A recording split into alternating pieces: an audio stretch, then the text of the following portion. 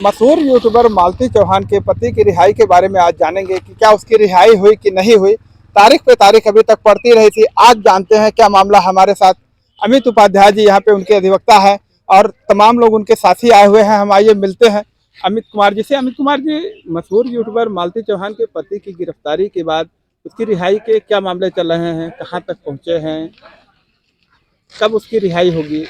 अभियुक्त विष्णु चौहान की गिरफ्तारी पुलिस के द्वारा यूट्यूबर मालती चौहान की मृत्यु के मामले में की गई और तब से विष्णु कुमार अभी तक का जिला कारागार संत कबीर नगर में निरुद्ध ही है जी। तो क्या अभी तक दोष जो है सिद्ध हो पाया है या नहीं? दोष सिद्ध होने की एक प्रक्रिया होती है जिसके कई चरण होते हैं। पुलिस मामले में जब अपनी रिपोर्ट फाइल करती है, जैसे अगर दोष सही पाया गया तो मुकदमे में पुलिस के द्वारा अन्वेषण अधिकारी के द्वारा आरोप पत्र दाखिल किया जाता है। उस आरोप पत्र पर माननीय न्यायालय संज्ञान लेती है और फिर ट्रायल शुरू होता है, परीक्षण होता है अभियुक्त का, और परीक्षण होने के उपरांत माननीय न्यायालय के दृष्टिकोण में अगर अभियुक्त संबंधित अपराध का दोषी पाया जाता है तो निश्चित तौर पर अभियुक्त दोष सिद्ध किया जाता है। क्या अभी तक पुलिस जो अपनी चार्जशीट दाखिल नहीं की है? पुलिस ने अभी तक का इस मामले में अपनी रिपोर्ट दाखिल नहीं किया है। चार्जशीट दाखिल करने का कितने दिनों तक का समय होता है? ये विभिन्न मामले की तथ्य एवं परिस्थितियों पर निर्भर करता है। ये 60 दिन में भी दाखिल किया जा सकता है, 90 दिन भी इसकी अवधि होती है। लेकिन अभी तक का पुलिस ने मामले में अपना अन्वेषण जारी रखा है और अभी आरोप पत्र नहीं दाखिल हुआ है। क्या इसमें और भी आरोपी बनाए गए हैं या बनाए जा सकते हैं? ये दिवंगत मालती चौहान के पिता श्री दीप चंद्र जी के द्वारा मामले में प्राथमिकी पंजीकृत कराए जाने के उपरांत कुछ अन्य एडिशनल एक्यूज पर्सन का नाम विवेचना में सबमिट करने के लिए अभियुक्त बनाए जाने के लिए फाइल किया गया था। यह प्रार्थना पत्र उन्होंने क्रमशः उच्चाधिकारियों को, पुलिस के आला अधिकारियों को विभिन्न फोरमों पर दिया हुआ है और संभवतः निश्चित तौर पर पुलिस इस प्रकरण का संज्ञान ले करके उस एडिशनल एक्यूज पर्सन के विरुद्ध विवेचना प्रचलित की होगी, जांच जारी होगी। देखा जा रहा है कि मालती चौहान जो मशहूर यूट्यूबर थे उसके पैसे आ रहे हैं, लेकिन उसके पैसे कहाँ जा रहे हैं मालती चौहान के पिता को इसकी जानकारी नहीं हो पा रही है।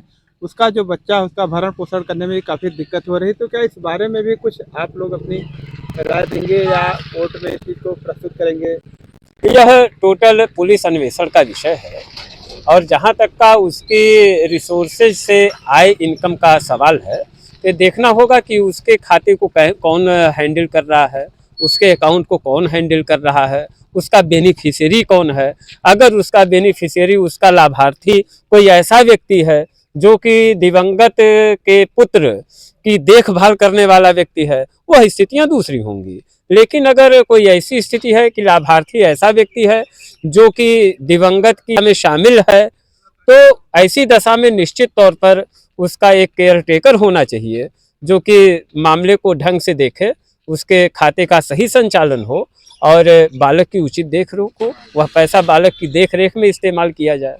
मालती चौहान के पिता का यह कहना है कि जो मोबाइल है जिसपे यूट्यूब चलता था वो पुलिस ने जब्त किया हुआ, तो वो मोबाइल कब तक इनको वापस मिलेगी? उसके लिए उन्हें पुलिस के उच्चाधिकारियों को प्रार्थना पत्र देना चाहिए। ये उसकी एक प्रक्रिया है। मोबाइल की भी जांच होती है, लेबोरेटरी से जांच उसकी होती है। यदि पुलिस के द्वारा वह जांच पूरी कर ली गई होगी और अब कोई कार्यवाही शेष नहीं होगी विवेचना में उक्त मोबाइल के संबंध में, तो निश्चित तौर पर अगर यह प्रार्थना पत्र देंगे तो पुलिस वाजिब कार्रवाई करेगी, अदालत वाजिब कार्रवाई करेगी उसके संबंध में। विष्णु चौहान की रिहाई के लिए क्या प्रक्रिया चल रही है? क्या उसकी रिहाई होगी? यह पुलिस और माननीय न्यायालय के निर्णय पर निर्भर करता है और फिलहाल जहां तक मुझे जानकारी है कि अभियुक्त विष्णु कुमार के द्वारा माननीय न्यायालय में जमानत प्रार्थना पत्र प्रस्तुत किया गया है जो कि विचाराधीन है। चौहान के पिताजी हैं, कचहरी आए हुए हैं, क्या करना चाहेंगे? मैं न्यायालय में आए हुए हैं और इंसाफ की गुहार लगा रहे हैं। वकील साहब हैं, इंसाफ दिलाने के लिए वो न्यायालय है। मैं इतना ही कहना चाहता हूँ, हमारी बेटी को न्याय मिले और न्याय मिलेगा तो उसके आत्मा को शांति मिलेगा। मालती चौहान के बच्चे का जो भरण पोषण कैसे हो पा रहा है? अब जो मैं गरीब आदमी हूँ, जो मेरे से सफर रहा उतना मैं कर रहा हूँ। बाकी मालती चौहान का जो पैसा वगैरह आ रहा था उसका कोई पता नहीं चल रहा कि कहाँ आ रहा है। जिसको पूछो तो कहता अभी आया नहीं है। तो अब हम इतना तो जान नहीं पाते हैं, गंवार आदमी हैं। अब आप लोग जैसे कहेंगे उसी तरह से हम करेंगे। क्या आपने जो तहरीर दी थी उसमें विष्णु चौहान के साथ किसी अन्य लोगों को भी अभियुक्त बनाया था? हाँ, उसके माँ है, उसका पिता है और उसका भाई भी है। ये लोग भी हैं, सब उसमें हैं, सम्मिलित हैं। तो घर में ही मौत हुई है और आप देख रहे हैं कि उस लाश को छेड़छाड़ किए हुए हैं। फंदा कहीं और दिखा रहे हैं, मृत शरीर कहीं और दिख रहा है और रखा हुआ कहीं और है। तो इसलिए ये लोग उस चीज़ को मिटाना चाहते हैं जो सबूत है।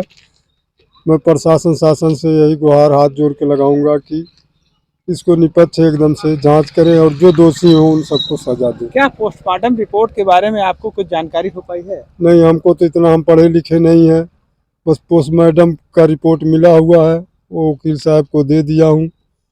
बस इतना ही मैं जानता हूँ। चलिए आइए हम मिलते हैं फिर एक बार अमित जी से और इनसे बातचीत करते हैं कि जो रिपोर्ट आई हुई है वो क्या थी। जो पोस्टमार्टम रिपोर्ट आई हुई थी उसमें क्या आया हुआ है? हैंगिंग आई हुई है, एंटी मार्टम इंजरीज फैसिया है उसमें आया हुआ है। और बाकी अन्वेषण अधिकारी डॉक्टर चिकित्सक का जिन्होंने पीएम किया है, स्पष्ट रूप से चिकित्सीय राय क्या है यह आना अभी बाकी है। कितने दिनों में वो आ जाती है? वो जब इन्वेस्टिगेशन कंप्लीट हो जाती है और विवेचक जब अपनी सारी रिपोर्टें आरोप पत्र के साथ माननीय न्यायालय में सबमिट करता है, उसी के साथ वो सभी प्रपत्र सबमिट किए जाते हैं। इस तरह के केस जो होते हैं, जैसे मालती चौहान का केस है, तो कितने दिनों तक इसका ट्रायल चलता है और सजा कितने दिनों बाद होती है? यह माननीय न्यायालय में गवाहों के आने की पोजीशन पर निर्भर करता है। बाकी आप मान करके चलिए कि जो भी प्रक्रियाएं होती हैं वो काफ़ी द्रुतगामी होती हैं और इस मामले में भी विचारण शीघ्र होगा, ऐसा मेरा विश्वास है। जैसा आप बता रहे हैं कि गवाहों की प्रक्रिया होती है और आने पे उनके बाद होता है, तो ऐसे में अगर विष्णु चौहान के खिलाफ जाते हैं तो विष्णु चौहान को कौन सी सजा होगी? विष्णु चौहान का अगर दोष साबित होता है प्रस्तुत मामले में, तो आजीवन कारावास तक की सजा माननीय न्यायालय के द्वारा दी जा सकती है। तो ये केस कितने दिनों तक चलेगा, उसके बाद सजा का प्रावधान होगा? यह अभी ट्रायल शुरू होने पर ही पता चल पाएगा। अभी चूंकि ट्रायल शुरू नहीं हुआ है, इस नाते बहुत कुछ कहना मुनासिब नहीं होगा। तो क्या लगता है कि इसमें बरी भी हो सकते हैं? यदि गवाह जो है इनके विपक्ष में जा सकते हैं, इनके विष्णु चौहान के पक्ष में हुए, तो क्या बरी भी हो सकते हैं? ये ट्रायल के दौरान क्या स्थितियां आती हैं उस पर निर्भर करेगा। अभी जैसा आप कुछ बता कहना रहे हैं ठीक कि नहीं मतलब है। जो पीएम रिपोर्ट देखा जाए या गवाहों को अगर देखा जाए, गवाह विष्णु चौहान की तरफ जा रहे हैं और जो पीएम रिपोर्ट आई है उसमें अगर ये पता चल रहा है कि उसकी गला दबा के हत्या की गई है या किसी अन्य कारणों से जो भी रिपोर्ट आई हो, एनीथिंग, तो अगर गवाह विपरीत मतलब विष्णु चौहान के पक्ष में जाते हैं और रिपोर्ट जो उसके विरुद्ध हो, तो फिर क्या होगा इसमें? अगर माननीय न्यायालय में विष्णु का आरोप साबित हुआ, जो साक्ष्य मृतका के पिता श्री दीपचंद्र जी ने दिए हैं और पुलिस को उपलब्ध करा रहे हैं, माननीय न्यायालय समग्र चीजों को देखेगी। अन्वेषण अधिकारी जो हैं वह सभी साक्ष्यों की सूक्ष्मता पूर्वक बहुत ही बारीकी से छानबीन करते हैं और अगर उन्हें लगेगा कि प्राइमा फेसी अभियुक्त दोषी है, कसूरवार है, तो आरोप पत्र आएगा और आरोप पत्र माननीय न्यायालय में आने के उपरांत अगर गवाहों की सटीक स्थिति उसी तरीके विद्यमान रहती है तो निश्चित तौर पर अभियुक्त दोषी माना जाएगा। जैसा आप बता रहे हैं कि यदि विद्यमान रहती है, तो यदि ऐसा देखा जाता है कि बहुत सारे केसों में लोग गवाह को खरीद लेते हैं, तो गवाह को खरीद लिए और केस जो है दूसरी तरफ जा रहा है, गवाह दूसरी तरफ जा रहे हैं, तो उस दशा में क्या हो उसके सकता लिए है? पूरी एक प्रक्रिया है, हमारा एक पूरा तंत्र है और गवाहों को संरक्षण प्रशासन के द्वारा और राज्य सरकार के द्वारा दिया जाता है। यहाँ बहुत ज़्यादा इस बात की संभावना नहीं है कि गवाहों के साथ जैसा कि आप बता रहे हैं कि तोड़फोड़ होने की संभावना है या उन्हें प्रभावित किए जाने की संभावना है। यदि अभियुक्त के द्वारा ऐसी कोई कार्यवाही की जाती है, कारगुजारी की जाती है और अगर वादी मुकदमा के द्वारा इसकी शिकायत की जाती है तो निश्चित तौर पर गवाहों को संरक्षण दिए जाने की व्यवस्था है, पूरी तौर पर उन्हें सुरक्षा प्रदान की जाती है और उन्हें माननीय न्यायालय में प्रस्तुत किया जाना, सिक्योर वो किया आप जाता सही है। कर, बट ये है जैसा देखा जाता है कि लोग पैसे दे करके, लोगों को प्रलोभन दे करके गवाहों को अपनी तरफ, बहुत सारे ऐसे केस हमने देखे हैं। काफी दिनों से इस तरह से जानता भी हूँ कि लोग गवाहों को खरीद लेते हैं। बहुत सारे केसों में इस तरह के मामले भी आए हुए हैं, तो उस दशा में क्या हो सकता है? कोई भी मामला दो तरीके से चलता है, दो तरीके के साक्ष्य होते हैं प्रत्येक मामले में। एक डॉक्यूमेंट्री एविडेंस होते हैं और एक ओरल एविडेंस होते हैं। इस मामले में भी दोनों तरीके के साक्ष्य हैं, चिकित्सीय साक्ष्य है और सर्कमस्टेंशियल एविडेंस है और कुछ ओरल एविडेंस आएगी। तो ऐसा नहीं है कि केवल एक पक्ष के मुकर जाने से मामले की स्थिति पूरी तौर पर सुभिन्न हो जाएगी। और भी साक्ष्य हैं, वो जब कलेक्टिव सारी चीज़ें होती हैं तब जाकर के उसका परिणाम उस पर निर्भर करता है। अभी आपने जैसा बताया कि विष्णु चौहान ने अपनी रिहाई के लिए आज एप्लीकेशन दिया था और खारिज हो गई, डेट पड़ी हुई, फिर अगली डेट कब है? नहीं, इस मामले में पूर्व में विष्णु कुमार के द्वारा माननीय चीफ जुडिशियल मजिस्ट्रेट साहब की अदालत में जमानत के लिए अर्जी दी गई थी, जो कि खारिज होने के उपरांत अभियुक्त के द्वारा पुनः माननीय जिला एवं सत्र न्यायाधीश महोदय संत कबीर नगर के समक्ष जमानत के लिए अर्जी लगाई गई, जो कि वर्तमान में विचाराधीन, अभी भी वह विचाराधीन है, कोई निर्णय अभी उस पर नहीं आया है। तो ये विचाराधीन की प्रक्रिया कितने दिनों तक चलती है? क्या लगता जब है तक आपको? सुनवाई नहीं होती है किसी केस में तब तक वो विचाराधीन रहती है। इसमें सुनवाई में क्या क्या कैसे कैसे होता है? जब राज्य सरकार की तरफ से नामित अधिवक्ता मामले की सुनवाई के लिए उपस्थित रहते हैं और जमानत के लिए जिस व्यक्ति ने अर्जी लगाई हुई है, जब उनके अधिवक्ता महोदय माननीय न्यायालय में उपस्थित रहते हैं, तब जाकर के किसी भी मामले में सुनवाई हो पाना मुमकिन हो पाता है, जो कि आज कतिपय कारणों से सुनवाई संभव नहीं हो पाई, अदालती कामकाज सुचारू रूप से संपादित नहीं हो सके हैं।